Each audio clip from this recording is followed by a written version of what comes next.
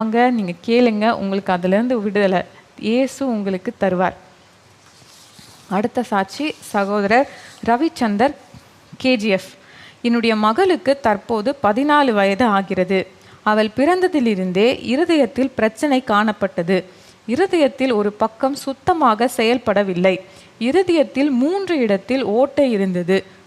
மேலும் இருதய வால்வுகளிலும் பிரச்சனை என்ன பல பிரச்சனை காணப்பட்டது.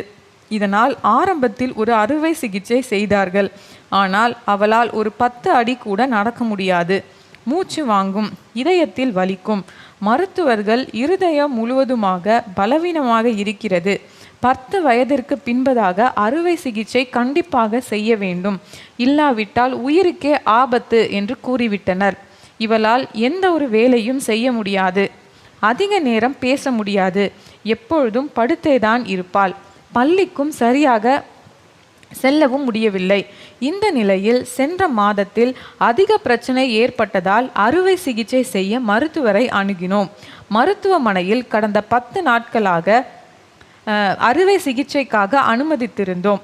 மருத்துவர்கள் அறுவை சிகிச்சை செய்தால் உங்கள் மகள் உயிர் பிழைப்பாள் என்று 10% கூட எங்களால் உறுதியாக கூற முடியாது. பிழைத்தாலும் சுயநினைவின்றிதான் இருப்பாள்.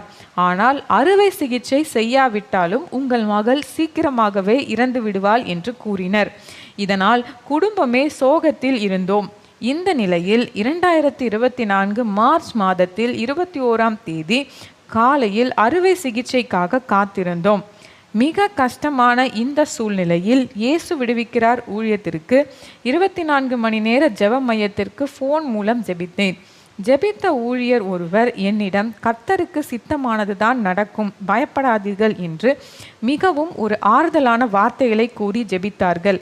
ஜெபித்து சில நிமிடங்களேயே மருத்துவர் திடீரென்று என்னை கூப்பிட்டு, உங்களுடைய மகளின் இருதயம் முழுவதும் சரியாக இப்பொழுது செயல்படுகிறது, இனிமேல் அறுவை சிகிச்சை வேண்டாம் என்று கூறிவிட்டனர்.